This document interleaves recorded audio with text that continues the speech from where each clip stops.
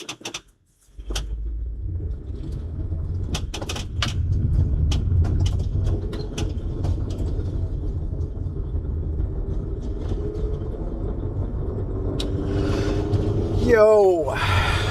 July 25th again. Take 3. Darren, thank you for the tour of the compound here in Livingston, Tennessee. I like it up here. Yes, I think it's funny that we're in Overton County. So you move from Orange County, California to Overton County, Tennessee. So you move from the OC to OC. I dig it. It's kind of funny. I like it. Now, stop somewhere in between. Well, I think well, no, I don't think, because I already actually booked the hotel. So I already booked the hotel in Sevierville. Yeah, duh. Can't drive by that. That'd be kind of dumb. Get the hotel in Sevierville. Then drive to Radford, Virginia tomorrow.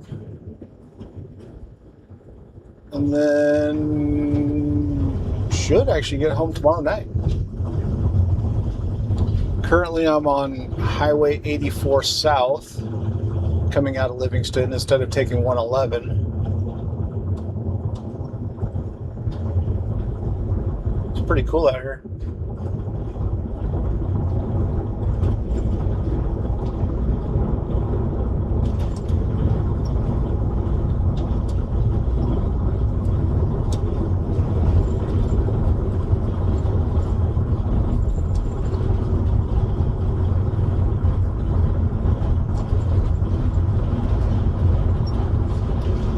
A little warm and humid out there, but not bad. 82. Got a little sweaty walking around, taking a walk around the property. But it was a good sweat. I liked it.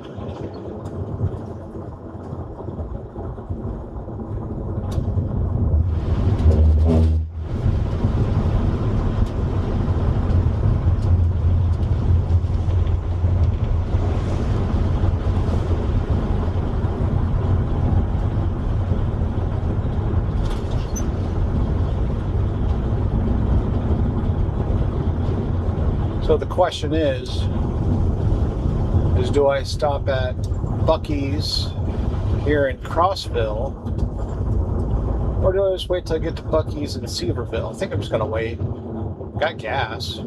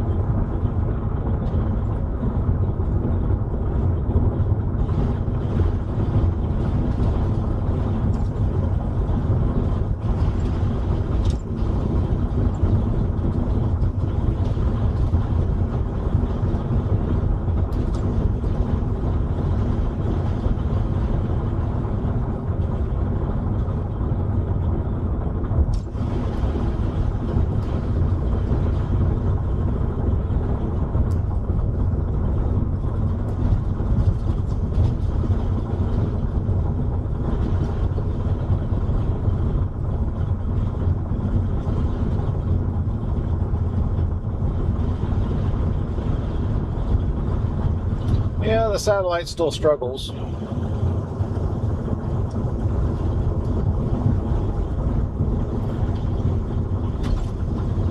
But it's good enough. We'll see if I keep this thing.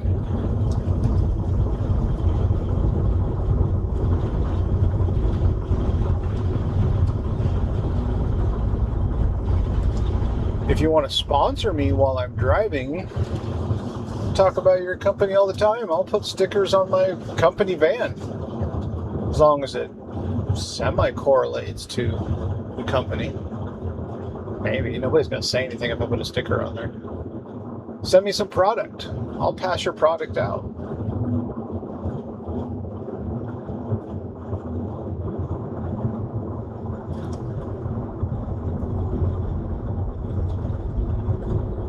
Kind of want to go around the guy, but we'll just cruise. Basically, this goes right back down to Highway 40.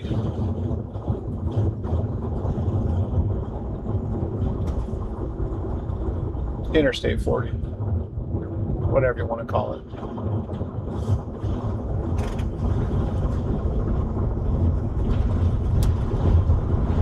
Time zone am I on? I think I'm still on Central. Yeah, still on Central.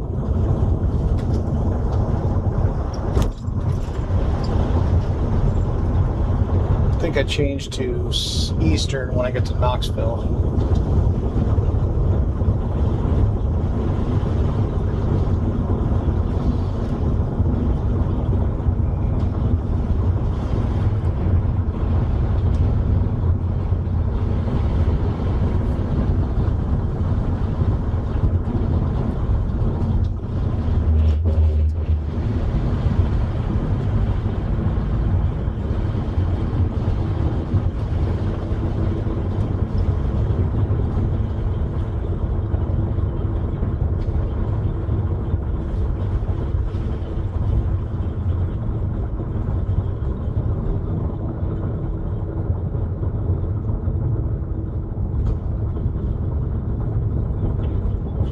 Yeah, I know. Struggling on the upstream because of the trees and the mountainside here. And the slow driver.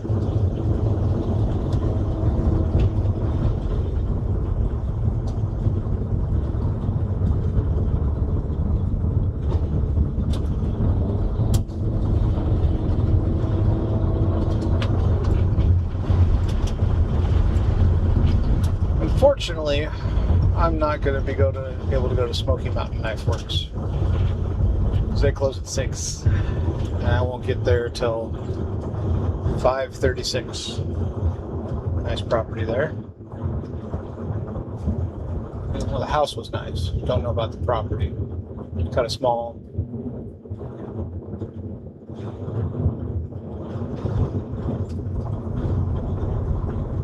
I like that one.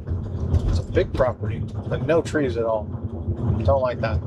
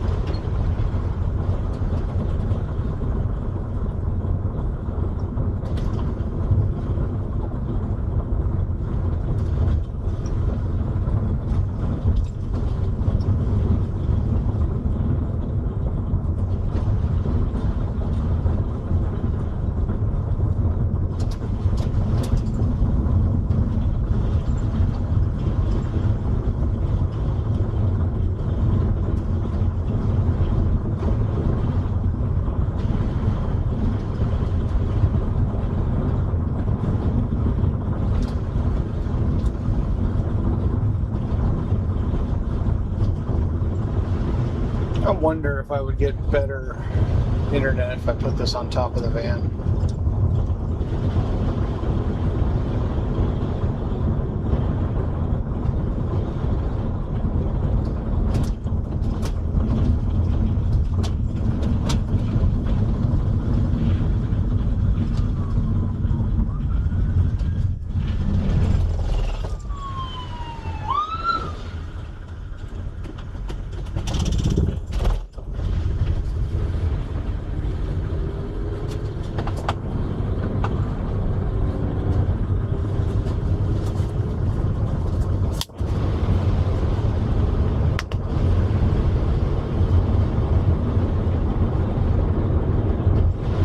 I think I'm gonna at least keep it for now.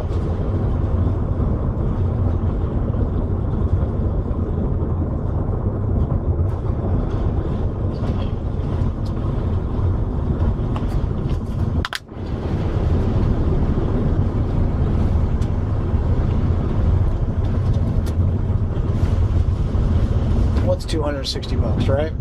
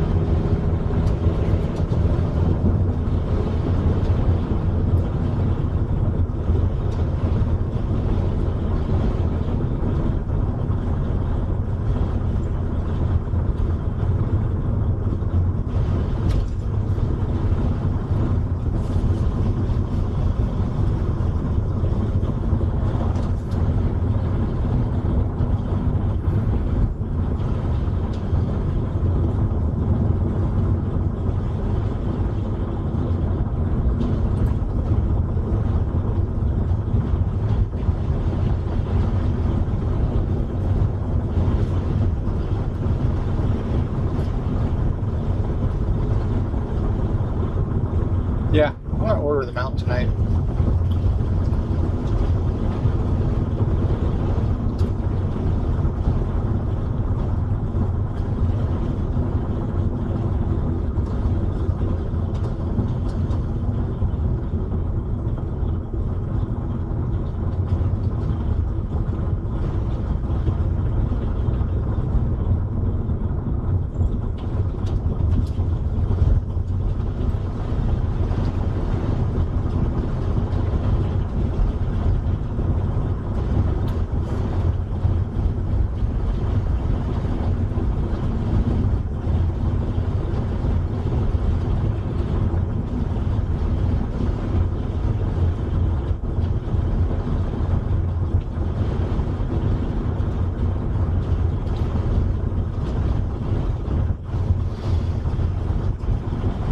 YouTube not receiving enough video here has not gone away. I don't know why. Now I'm in pretty clear sky here.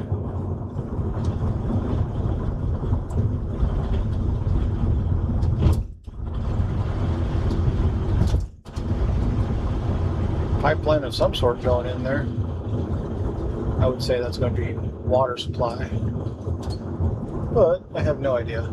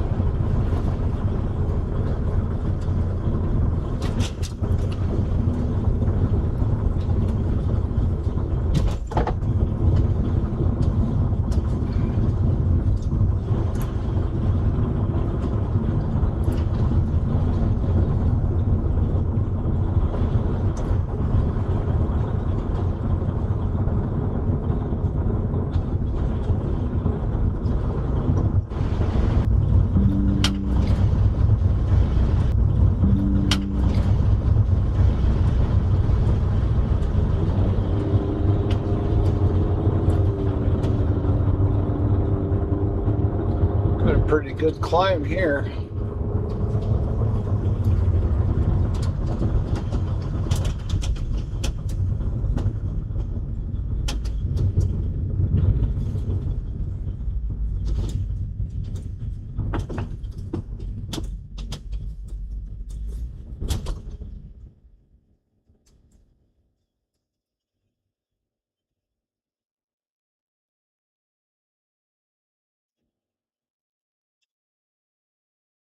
Nice little area right here.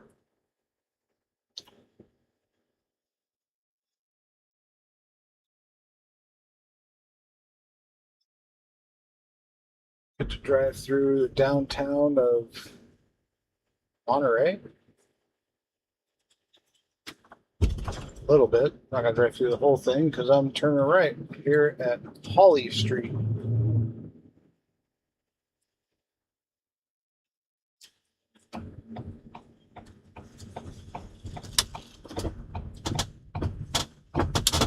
We got the Imperial Hotel right there. Railroad tracks, kind of cool.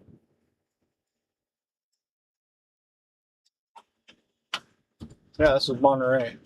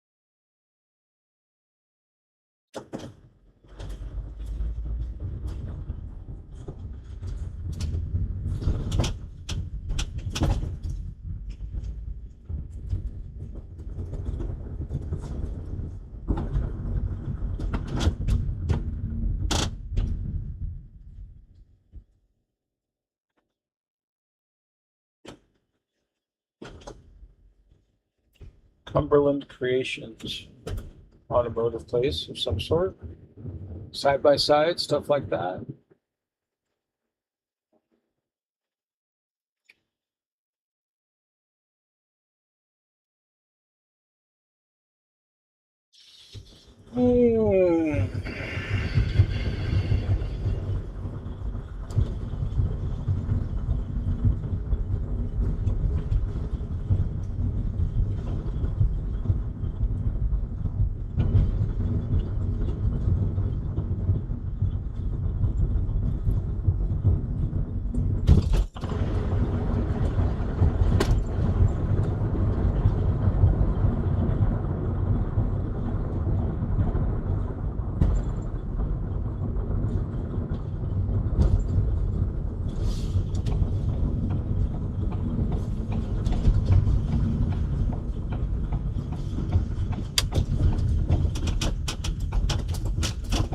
Go.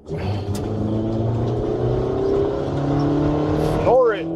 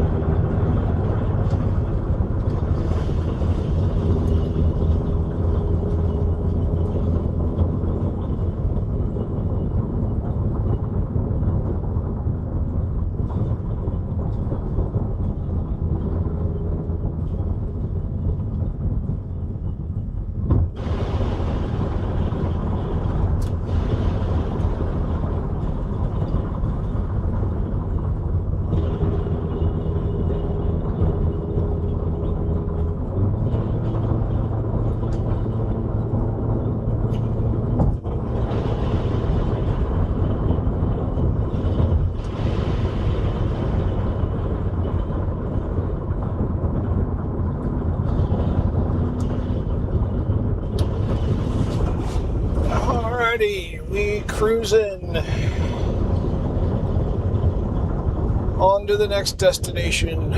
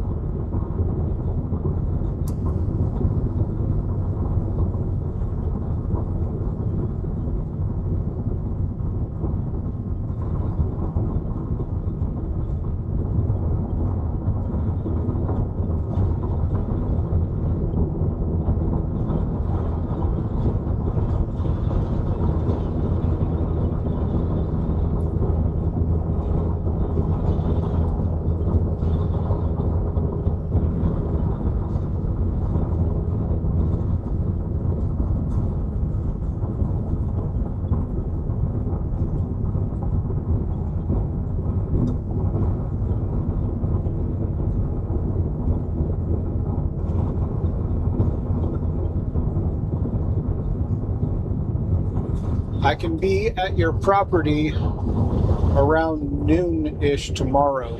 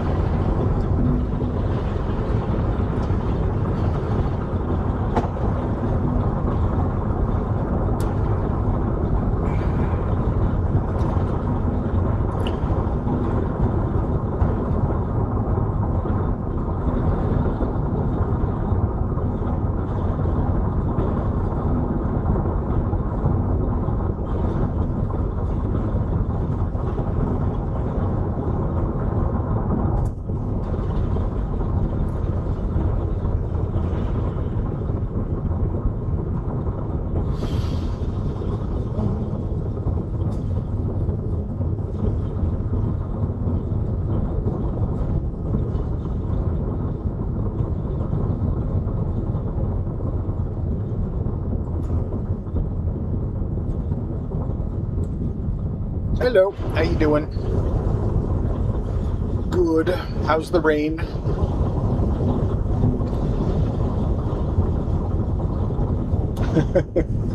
It rained for 40 days and 40 nights. Cool. Right on. I already left my friend's house. Acquaintance. He's still weird. Yeah.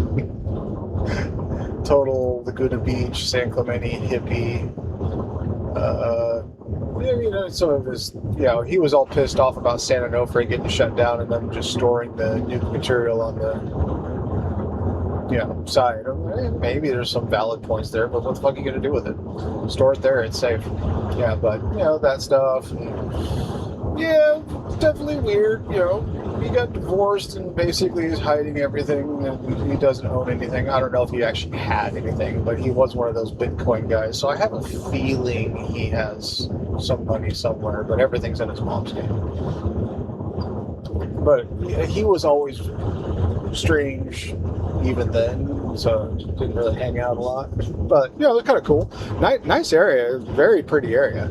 If I ever went through again, would I go hang out again? Yeah, totally. Because I think we relatively agree on some things. But, oh, no. But just, I don't think that way. Oh, dear. I think I'm not hitting that one.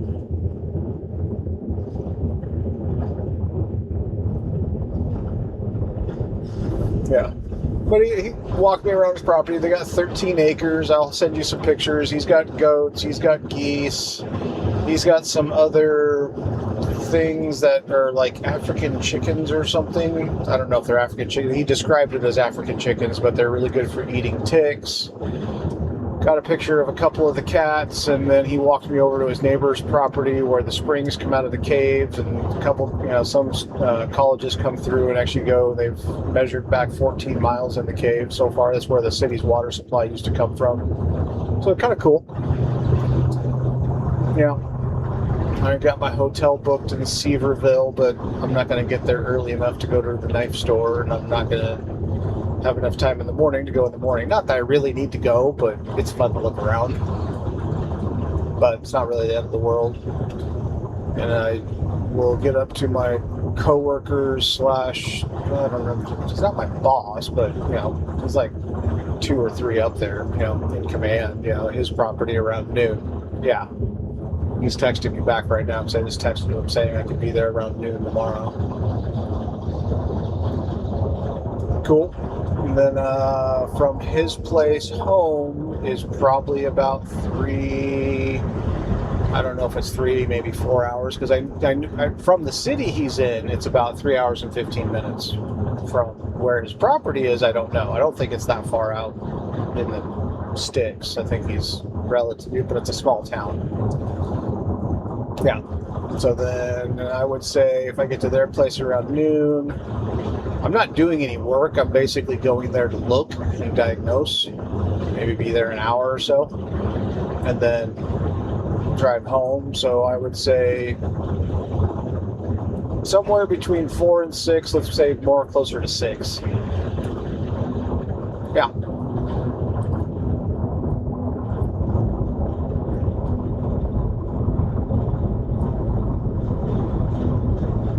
I don't know if that's good or bad. Cool. You've been having fun, haven't you? Cool.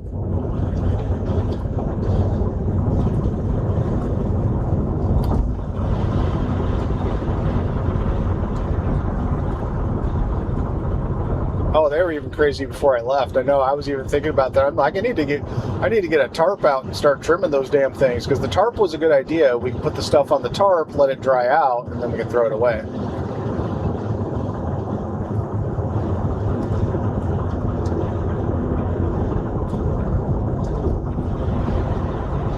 Yeah. Cool.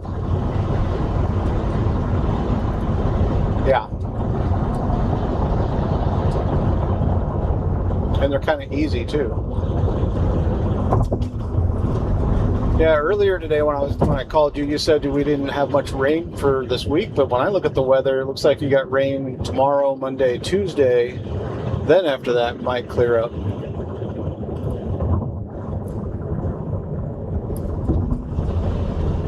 Ah, cool. And the temperature cranks up a little bit. Not like in the high 90s, but it's going to be high 80s with humidity. Yeah. I'm just looking at the Apple one. It just says 86 for Monday, and I know I never guarantee that, but still, when it says 86, it's like, okay, it'll probably be 90. Yeah. Wow.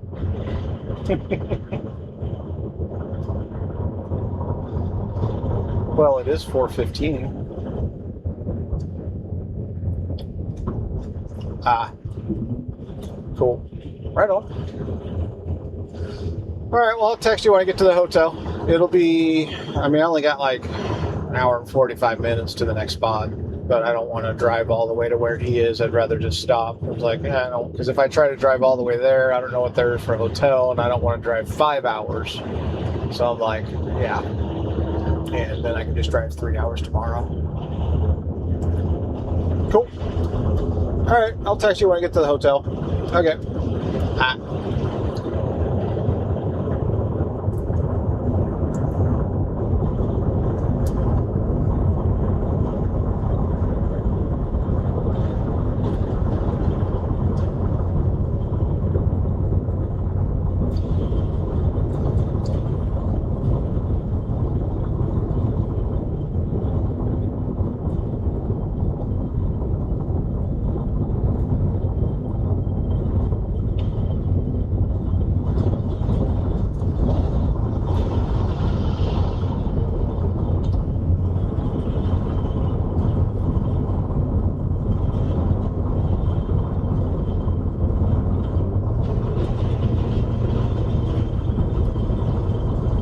And we're back.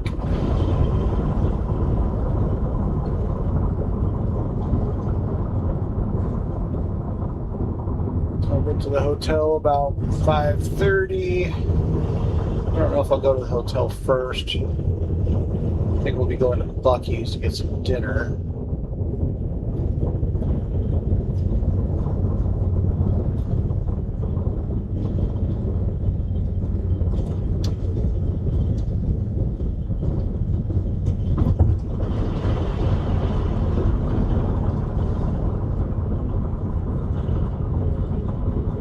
And fill the gas back up. Then I can just then go to the hotel, go get a little workout in, relax, sleep, drive again tomorrow, book in a car, drive home.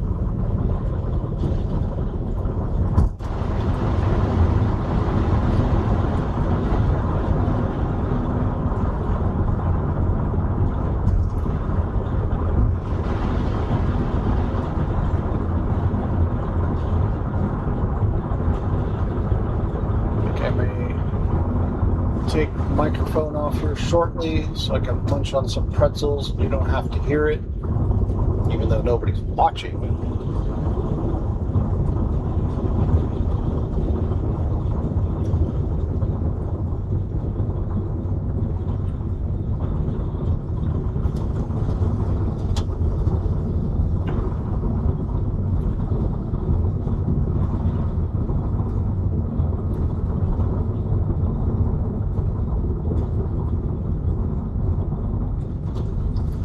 Rest area 1 mile ahead, not stopping. Next one is 95 miles, but it doesn't matter because I've only got 83 miles to go.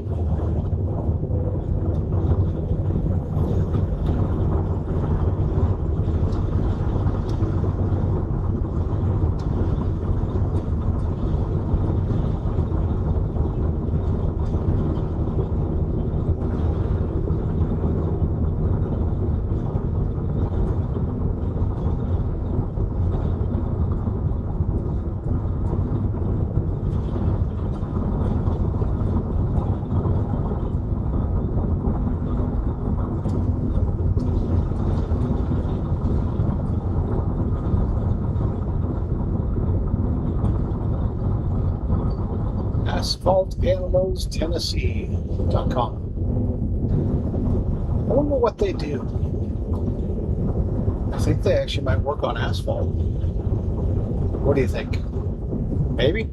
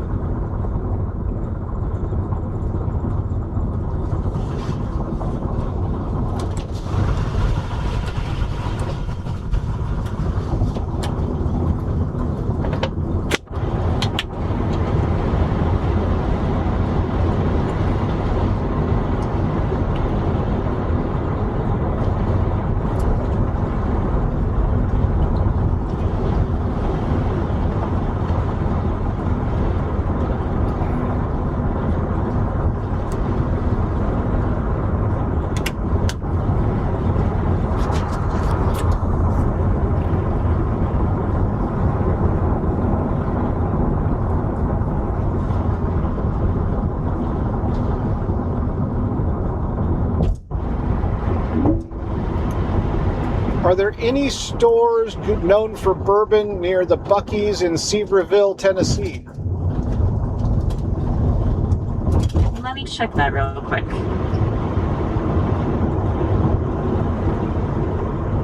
Yep, If you're stopping at the Buc-ee's off exit 407, there are a couple of good options. Near that Buc-ee's, you've got Holy Smoky Liquor Store for a solid bourbon selection, and Severe Wine and Spirits, which is an independent store with pretty good reviews. If you're willing to drive a little farther, there are distillery shops like Old Tennessee Distilling and Old Smoky Distillery with some tasting experiences. There are more fun stops than bottle hunting, though. If you're after rare bourbons, I can dig up the best nearby options for that too. No, I'm more looking for the largest selection and relatively close to Buc-ee's so I don't have to drive far to the hotel across the street. Checking now. Mountain Liquors looks like your best bet. It's just a few minutes from the Buc-ee's, and they advertise one of the largest bourbon and whiskey selections in the area. After that, you could swing by Severe Wine and Spirits if you still haven't found what you want. But honestly, that first store should cover you without much driving. Cool, I'll check it out. Okay, enjoy.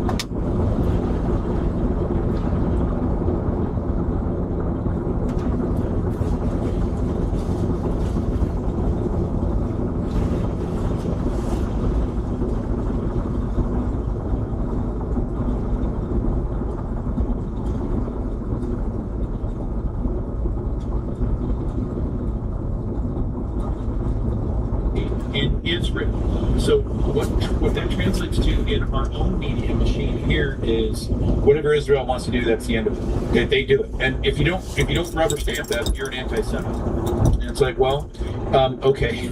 So for those of us who actually think for a living, that name is not going to really carry a lot of water.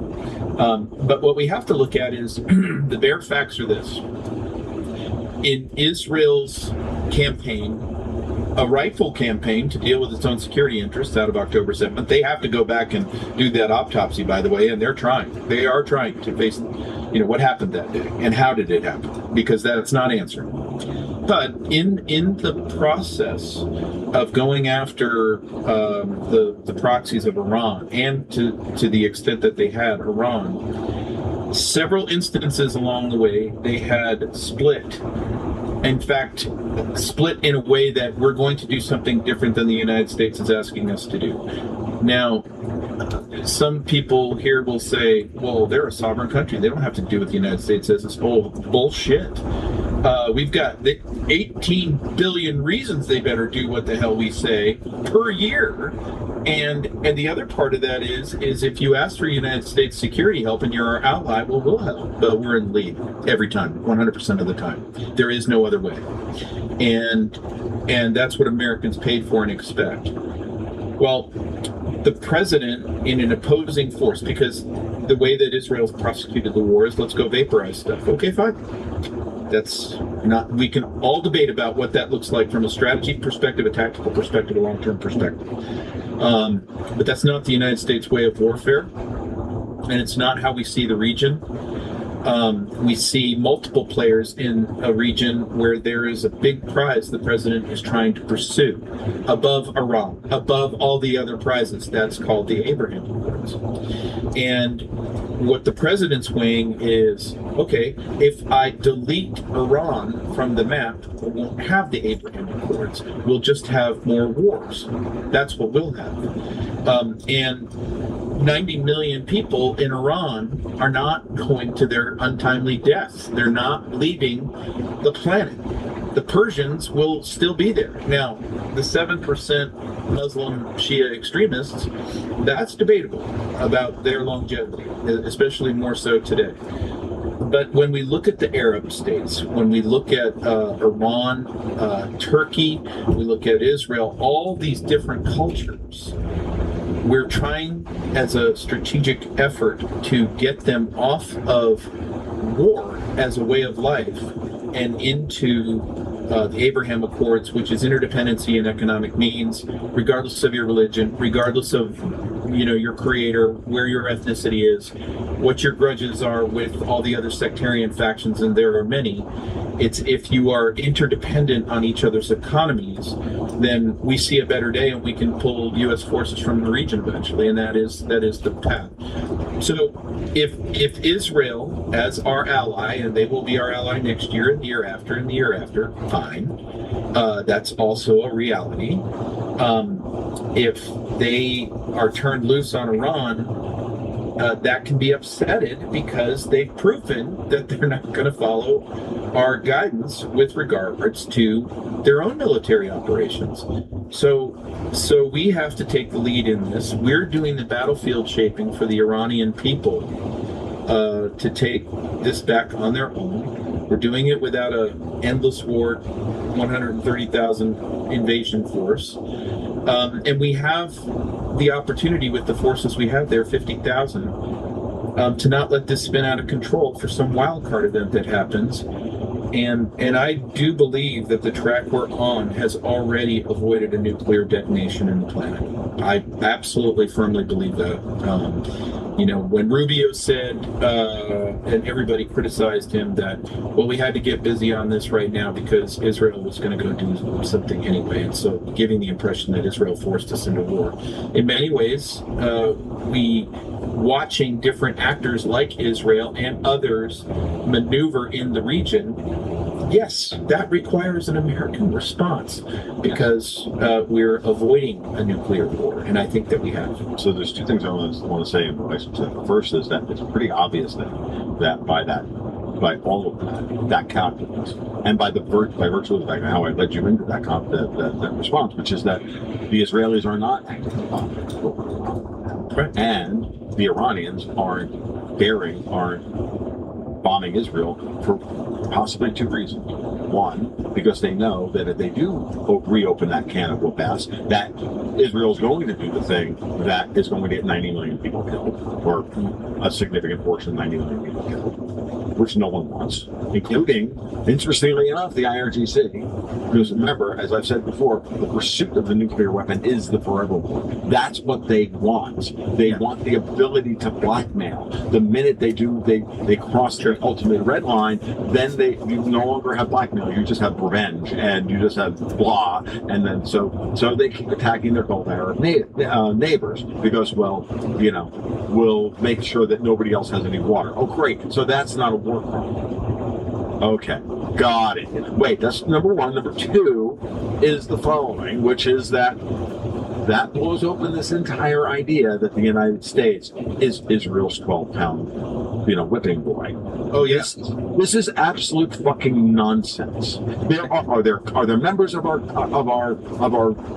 political class that are, carrying water for Israel more than the United States? Duh.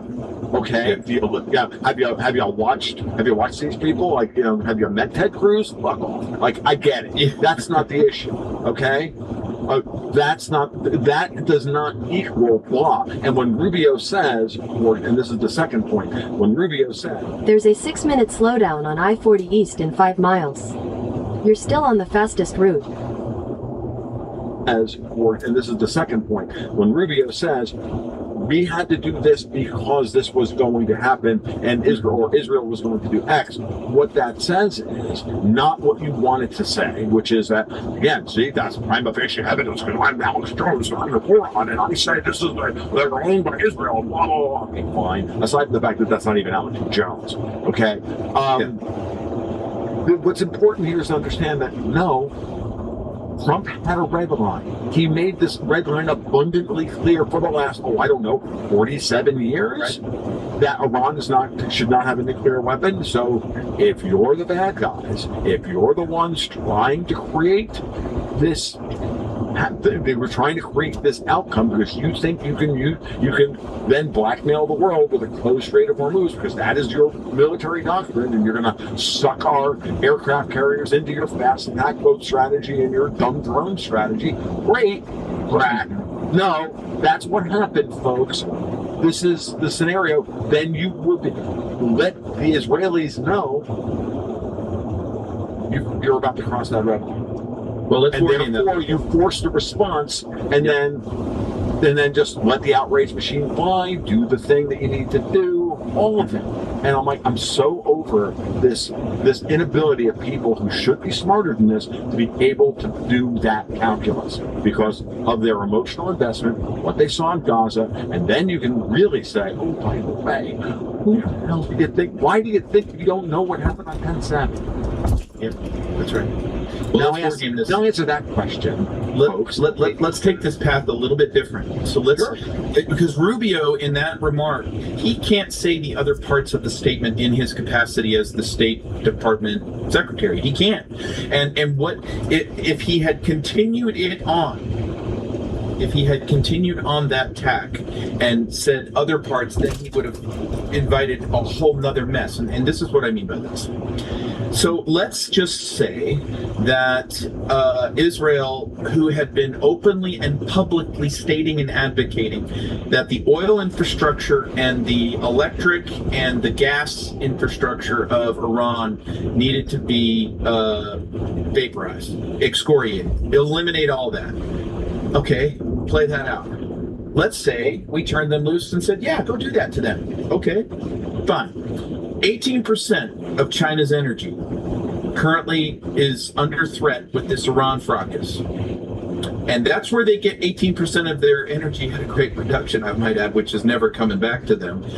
But in the process of this, by blunting that idea, and Israel already proved they meant it because they went and took out a petrochemical plant That was pretty damn important. It was the either the first or the second largest one in Iran. But that already sent the message that if we turn you guys loose here, you're going to do exactly what you said you were going to do, and you're going to eliminate oil as a part of the Iranian economy. Now, great power competition, I can understand that. You're a competitor with Iran. You're always going to be in this region economically. But by doing it that way, now two countries that were invited to stay on the sidelines, minus some extremely bad behavior with targeting assistance for Iran, which got some of our uniformed killed. And that's a separate matter and has to be dealt with eventually. China and Russia have largely stayed on the sidelines. But if you wanted to see the Chinese Navy take to the ocean and come in, and now we're in a real bad place with the top powers of the world rubbing elbows with nuclear weapons, then just go ahead and take out all of the oil and gas and electric infrastructure of Iran, and that's exactly what you'll achieve. And then what we're seeing now, and I predicted this in April. Actually, no, it was March. And in fact, we talked about this. Is the biggest part of the straits that people don't realize is the byproducts. It's not just the oil, and the precursors to tons and tons and tons and tons of fertilizer, which were needed in Africa during the planting season. They never made it to market. They never got to where it needed to be. And my concern was that in doing that, the second and third order effect would be against Europe. Because Europe is like, no, we're insulated from this. It's like, no, you're not. Those groceries that you're buying come from Africa in the fall. And right now, Austria is the first one to admit what's really going on. Their prices in the grocery stores are streaking off into the moon, parabolic, because there's now food shortages starting to appear across Europe. This is a result of Europe not minding its own vital interests, not supporting the Trump administration, NATO falling apart, and this is all rolling up to the sovereigntists versus globalists war. And this is why the adversary that can't be seen in this whole thing is sitting in London. And so right. People have to understand how complicated this shit is. Well, at the end of the day, it's not that complicated. But then you say to yourself, okay, then if you say that there's a London Tel Aviv connection, which we know there is, and there are other factions in parent Tel Aviv company and subsidiary. You've got all sorts of things going on. Remember, Israeli politics is even more hideously complex than American politics or British by politics. far.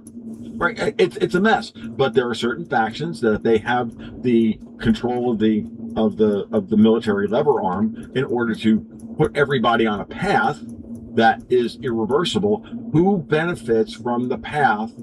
Cui bono? Who benefits from that path? So who benefits from making the Israelis the targeting reticle for the bomb that goes off to start the friggin' world war? Yeah. Oh, that's the question everybody needs to be asking. That's the answer. That's the answer. You, me, and the rest. We've all seen it, and it all traces in a simple fashion back to a specific group of people, not necessarily any one monolithic organization, including quote unquote City of London, which again isn't even itself a monolith anymore. We're at a point, folks, where once you get into chaos, we get somewhere between Dexter White's stochastic history is just a bunch of shit people do, and oh, by the way, it's all directed. There's a third way between there, which is that once the old order starts breaking down, once people start poking the old systems, you start getting random effects within a directed framework, and it becomes very, very hideously complex. But Blaine and I have basically simplified it for you. Somebody was feeling the heat. They wanted the United States and the Chinese and the Russians to get into a war because that way, hey, at the end of the conflict, they're the only ones who haven't been bombed. Yep.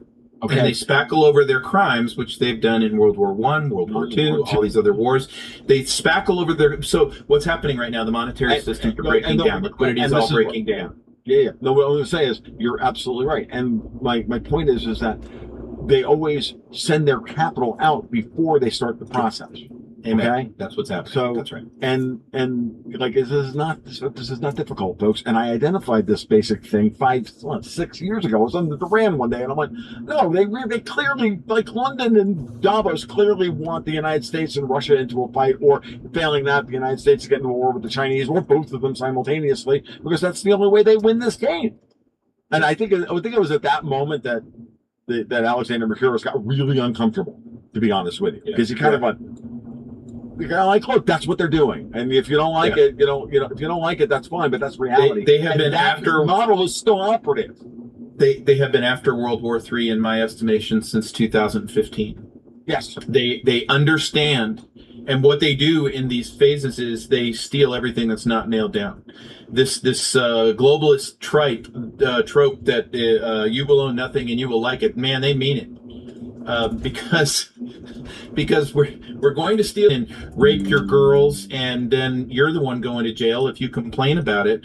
That's what Europe's doing right now, and so the Orwellian they're depopulating all the Slavic men in Ukraine, and then handing Absolutely those beautiful women to these freaking animals, and it's all awful. And like, okay, that's great, and I say, go all off, turn it into a John Carpenter movie. But that's the next battle they're pitching. That's their next step. Right. And they want, and what they're honestly telling you, by the way, I know you've probably noticed this, but they've also told us that that's, by the way, your future. We are showing you. And they mean it. And they mean it. And that's when you hear Alyssa Slotkin say, if we pass the SAVE Act, Democrats will never be able to win another election ever again. Yeah. That didn't go over well with the base. Oh, no, cover. Let's expand that, Alyssa Slotkin. Don't just limit it to Democrats. Professional politicians really get hurt in a SAVE Act world. Yeah, that's right. And then Gavin Newsom was out there the other day screaming about Trump's speech on Thursday night, a week ago, about how this is crazy. This is 25th Amendment stuff. He was unhinged. I'm like, what they're telling you, folks, is that no matter what happens, because it's, by the way, I don't know if you noticed this, because I noticed it. I just looked up at the calendar. I'm like, oh, it's the third week in July, which is the time that Axios and HBO in 2020 told us how they were going to steal the 2020 election. Right about that moment, because this is now the official opening of the election season, a week and a half before Congress goes on hiatus to go campaign, right?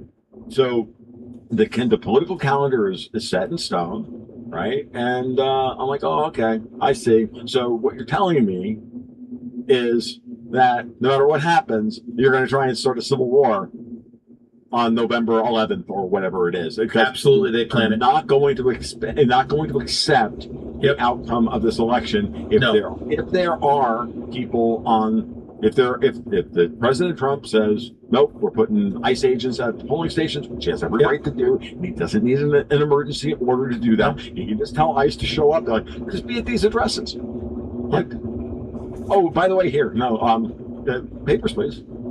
We get to have that conversation in a world where there's, somewhere between 25 and 90 million illegal immigrants in the United States. Right. Voting. I'm sorry, you don't get to go in the building. Like, that's right.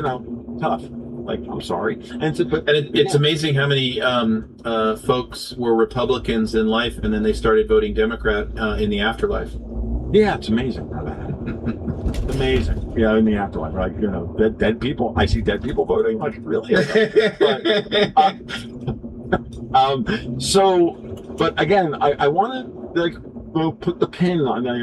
There's so many things to talk about, right? But let's put the pin on this whole idea of who is and who isn't wagging the dog here. What you laid out, I think, very effectively is that Trump avoided the trap that was being set for him by putting the Israelis on a leash. Yes, most assuredly he did. That needs to be said multiple times. Yes, Trump avoided the World War III setup by putting Israel and Netanyahu on a leash. So now you get to say it, General Hope. Please, now you say it again. I want everybody to hear it 3 fucking times. President Trump has done an appropriate balance check on Israel's influence and their ability to move freely about the Middle East militarily But here's another check on that. It shouldn't be lost on anybody that when President Trump said, "Here I am at the NATO summit in Turkey, and the only reason I'm here is to be with my friend Erdogan. And by the way, brother, would you like some F-35s?" And then, as if that weren't going to make you dizzy in the Knesset, he heads on down to Saudi Arabia verbally and says, "Don't you guys want nuclear power? Wouldn't that be cheaper for you to do desalinization and all of that?" And everybody's losing their shit over this. But again, details and facts matter. So let's just unpack the Saudi nuke thing a little bit. Did we really say you can go ahead and enrich uranium or plutonium in Saudi? No. And then the other part is, where is nuclear electric generation these days? It's not in uranium massive nuclear power plants. In fact, that would be strategically a dumb idea for Saudi Arabia to do because it presents a big target. So what's coming on the horizon right now? You have companies like Valor Atomics that are doing Chorizo pellet nuclear fuel on a micro nuke basis, where you can go ahead and power a desalination plant forever. And if somebody blows up your nuke micro reactor, these Chorizo pellets, nothing bad happens. We're talking about fuel that comes from spent nuclear fuel rods. Right, and you can rebuild that onto the nuclear reactor. Yeah. In an But you hour. get the benefit of the Levant. Now you're looking at a balance of power check. The United States is not picking one hegemon for the region and saying, "You're the hegemon, you win." In fact, it's the exact opposite of that. It's you're going to all contribute to this thing called the Abraham Accords, and you're going to all have reasons not to go blow up the other one. That's what we're infusing into the system, and nobody likes it. No, And if nobody likes everybody it. doesn't, if everybody doesn't like it, then it's probably great policy. Yes, that's the everybody. Yeah, no, exactly. That's a very important point in international relations, in geopolitics. A deal that no one's happy with is probably the best. That's deal. a good deal. I see everybody's pissed off here. Perfect. My work here is done. My work here is done. I can do this job from home, and often do. So, like, I don't know. It's very clear. Like the Turkey thing is very obvious. Like, let's have a conversation. Let's have a conversation about, at the same time, if Erdogan decides he wants to get uppity, the Israeli Air Force versus the Turkish army. Like, that's a win for humanity. Because So the now the one Israelis take out area- the last private equity firm, private equity army, acting as a military in the world. Iran, the IRGC was one, the Turkish military is another one, and so if you're going to let the Israelis do anything, let them be the bad guys taking out the Turks. The Greeks aren't going to complain. The Balkans aren't going to complain. This the is where Russians aren't going to complain. This is where the administration made a small mistake. Okay. They were so dialed into the Israeli Levant, how everybody's going to react to all of this F-35 news. They didn't consult with Greece before that announcement, and they could have done it, and it would have gone just fine. And it's a misstep. They have done the repair work since, but it's one of those unforced error things where I look at the State Department like, the president could use some help here. Guys, it's not a pickup game. This is serious shit, and we have to get everything right. Yeah, and the State Department is obviously focused on Cuba and Mexico. And I get it. It's a hard world. Yeah, If you don't like the work, don't do the work. Well, it's like everything else. Well, look at a pro baseball player. Let's go to my favorite, the Atlanta Braves. That center fielder, he gets that big ball that gets hit right towards the fence. We expect him as a professional to climb his ass up that wall, jump for life, and catch that ball. And in geopolitics and in American governance with our State Department, I'm sorry, you have to be that good. You better be that good. You better be thinking for the president. And right now we have, for I think the third or fourth time in our history, the Secretary of State is the National Security Advisor. And surely of the 17,000 people watering at the public trough, somebody could have said, "Have we told Greece?" No, I get it. I'm not. This is the kind of criticism that we should be having. because Right. there's stuff It's fair. It's fair, and I'm okay. You can say, yeah, they got a lot on their plate, absolutely, but at the same token, this is the U.S. State Department in a time of war and a time of great powers conflict and everything else. It means you guys have to step up your game, and so now we found out what the upper limit of their operational excellence is. That's the other thing. It's balls and strikes. You gotta call balls and strikes. And look, like on things like that have yet to unfold as to how they're gonna work out, like China, right now I'm on the edge of my seat with what we're doing with China. I don't know what we're doing or how it's going to unfurl, but because I don't, I'm reserving comment or judgment at least, and I don't need to get to the end game and say, this is all wrong, we're making horrendous mistakes, look at this. I am concerned, but I also understand this is not done. We're in the sausage making phase of this, and so I have dear friends who are publicly excoriating and have actually turned on President Trump and his strategy, and I'm like, well, okay, why? Because this is happening and this is happening and this is happening, and they're involved in these things, and it's okay. Well, there are going to be some times when the appearances are horrible, but where I'm at is I don't have to run to admonishment if I don't have all the information. I don't have a clearance. I don't know what his strategy is. I certainly am not in the inner circle of 4 or 5 people that know where he's going. I know what I'd like to see happen, but that doesn't mean that I can go, since I don't understand it, I must judge it now and condemn all of it. It's buckle up. We've got plenty of time to throw rocks at this administration later on if it just doesn't go the right way. But he's the pilot of the airplane. The airplane's already taken off. We've got tickets, and we're in the back. Write a suggestion on a BevNap and send it up. That's the best we're going to do right now. And so what you're saying is that by you not indulging your indifferences and indulging your dopamine addiction, that you're not going to immediately respond with a comment about policy and strategy of which you don't have enough facts. Wow. See, and this is how I know that you're not sitting in London playing. Yeah, Tommy's podcast. Tommy accuses me of being a 17,000 star general and the Illuminati, and then I'm actually and I'm an Archon. It's really funny. It's like me being part of the $7,000 club and wearing a mouse suit. It's just like whatever. Okay, guys. Are we back to the people say dumb shit during times of stress? Yeah, of course. Okay. So I mean, I just think it's hilarious. Like if you guys have no idea what it would look like if I actually did put on the mouse suit. Like you don't want that world. If you think the Israelis would go off half-cocked over what's going on in Iran, you have no idea. Like this is why I'm not. This is why I'm a commentator and not anything more than that, folks. And let's just leave it at that, because President Luongo would just have already blown the world 16 times. Well, the ultimate would be. I always just say this when I get into these little tips. It's like, would you like to be waking up in Kamala Harris's America this morning? Is that the America that you'd like to be waking up in? And this is, I think, maybe that's the best bridge to what we're about to deal with, which is, of course, what you've been talking about with the shot clock and midterms, and what are you doing and what is he doing and all that. Because, as I alluded to earlier, they're telling you what their strategies are going to be on the day after election day. That's right. Which they're not going to accept the terms of the outcome of the election. And that if they're also around. Right. And that's also the biggest tell that they know they're going to lose.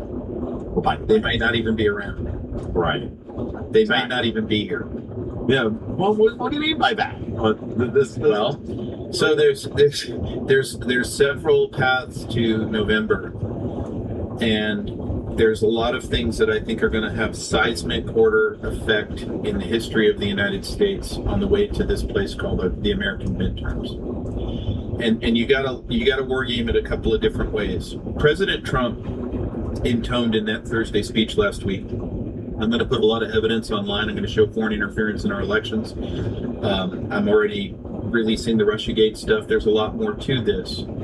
But we also know that D.C. is eaten up at the judicial level, inside the very administration, in the agencies, down to the cubicle warrior. We call these people lovingly as a group the deep state. And there are sealed indictments in the thousands. And the determination the president has to make is, our government, and not just at the federal level, is it so ate up with corruption, bribery, extortion, and blackmail that it's incapacitated.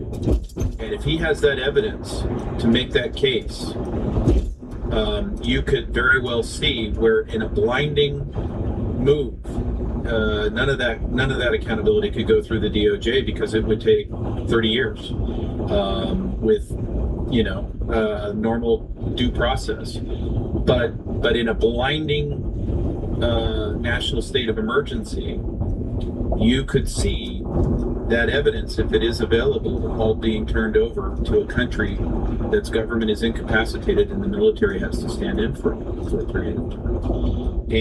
And I'm not saying there's any assurity that, I'm not predicting that that's what's going to happen. I'm saying there's no certainties. There's only probabilities. Right. But what I am saying is his base and the one that elected him expected accountability.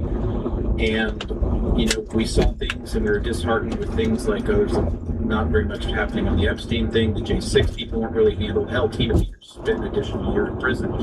But I would say that those events that Americans are really upset about are near synchronization, orchestrations on a timeline of sorts that, yes, Epstein will be there for you kids. Don't worry about it. It's just that it doesn't have its proper place right now until the rest of this stuff all comes together in a synchronized way. Well, in my estimation, because both parties now are going to have political conventions in September, they're not going to have rallies or just let's go tiss boom bah for the final stretch into the midterms. They're actually having conventions with delegates. The only reason I could see to do that in a non-presidential year is that you don't have candidates, and a new group needs to be impaneled. So when I say, are they going to be around, is there going to be this accountability season that comes? And if it's not done that way, is the military still going to be asked to stand in by emergency order to guard the ballot box, turn off the machines, go paper ballots, and have a fair fight at the ballot box? I think it's one of the two tracks. The first one I outlined being very, very drastic and alarming, and our great grandchildren will be studying this season in history books. The other one will still be that way, but it's going to be much to a lesser extent, with a lot of people pissed off that the military had to stand in and ensure that we had a free and fair election. Yeah, no, it's a good point, because I think what Trump did the other night was to start the opening salvo for the people in the middle of the electorate and ask them. I think if you take the whole speech, it comes down to, our elections are insecure. Your country isn't.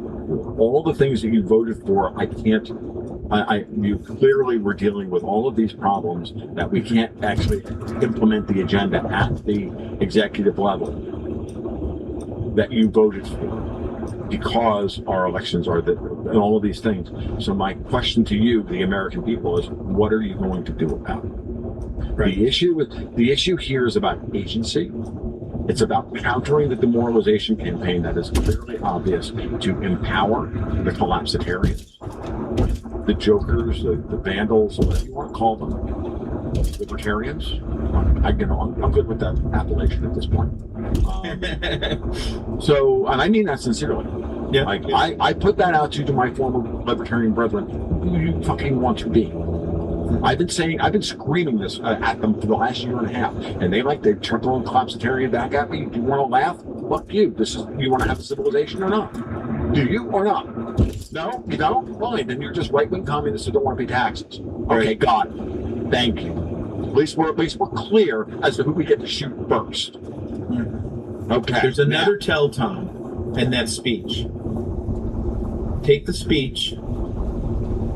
Remember that he is the chief law enforcement officer of the United States. Bingo. And then go to the White House website, to the one document. Now, there are many. They're damning. But The one document that caught my attention and I focused on it like a laser is where the email of the NSA admitting that they diluted the presidential daily brief to favor spackling over the Chinese interference in our elections, that they committed willfully that crime. That is a treasonous crime that could be tried at the Capitol level. Now, he's the chief law enforcement officer. Nobody got rolled up the day after that, even to today. Nobody's rolled up. Nobody's arrested. However, it is his duty to do that. It is his duty as the chief law enforcement officer. If he's going to present the evidence, this is what happened and this is what they did, they need to be collared. They haven't been. Why? Because there's something bigger coming. And again, on top of all of that, just to finish the point, what country do you want to live in? Yeah, right. Do you or do you not feel like you have agency? And because this is on you. I can only do so much. At the end of the day, I'm going to make a move that needs to be made. And you're either going to back me on this or you're not going to back me on it. Well, the first thing I have to do is prove to you, so I have to show you what it is, my reason for what I'm going to do. I would like to use the institutions that we supposedly believe in as the mechanism by which to do this. Our opponents are attempting to destroy those institutions or subvert them to the point where those institutions are invalid. So that's why the speech came 2 days after Amy Coney Barrett testified before Congress that she's in fear for her life. There's a reason for this. This is very important. This is all part of the stepwise, deliberate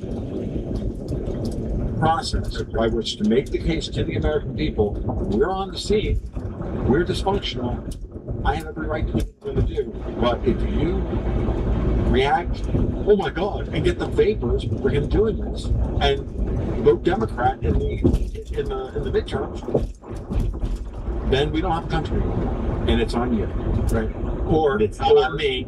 It's not my fault. The big accountability piece happens. He has to be at a place where most Americans, most rational Americans, have to go, I saw it going this way. I saw it coming. That it's not a shock to your system and you're going to run out in the streets and light yourself on fire. It's like, yeah, no, listen, we are completely dysfunctional as a country right now, and it's because Washington could care less about us. And that seeps all the way down through the state and local levels because, I was just reviewing last night the list of governors in the United States and what they've taken in terms of indirect investment in them from China. And here I am in Idaho. It's astonishing. It's astonishing. And so are we incapacitated? I would argue that we are. But does the president have to make that case? He started to. He's dumped a lot of stuff. It's been working that way, but I think there's more to go. Yeah, there's very little time to do it. Yeah, no, I agree with you on that front. I think they have an understanding. It's like what I'm going to say is, going back to all of this, we're all commentators. We all have opinions of them. And I've been, pretty clear that at the end of the day, I have a limit to my understanding of the political situation in the United States. I'm not going to put, and as good as I am, I think I am at it, as good as you think you are at it, does anybody really understand American politics better than Donald Trump? I think that's a fair thing to say. So if his Gantt chart says we don't start this process for real until it's becoming important to everybody, yeah, I'm going to trust him. So I'm going to trust it too, because one of the things that I do appreciate about the man, and the one time I got to meet him and have that conversation with him, which was apparent to me, is what he's got planned can't be known by more than 4 to 5 people. Can't. It just isn't. It just isn't. And so that level of keeping your cards close serves him well. It has kept him alive. But the other side of that is guys like you and me who are just rational dudes, we're standing up and screaming, Burke Rollins is not helping you. Lee Zeldin is not helping you. Cash would do well to go arrest a few more. hello, Makari, what's this stuff with the Vax and the CDC? By the way, the tech bros are creating a second war that we're all going to have to go fight because I'm certainly not going into a cell cage. No, there's all these other things. There's many layers to this, but now again, order of operations, and I know you as a logistics guy understand order of operations better than anybody that I could possibly have that conversation with. But I don't have to pass. It's all we were talking about earlier. I don't have to pass judgment on that now. Right. It's not necessary. Let that plan roll. We can throw rocks lots of time to do that later. If I'm all camoed out and I've got a vest on and I've got my heater and all of that stuff, I'm probably pissed off and I'll have some comments. But until that time, maybe we should just see how it's all going to work out. Right. That's probably the best way to leave this, because that choice is being laid in front of the American people, I think, very starkly.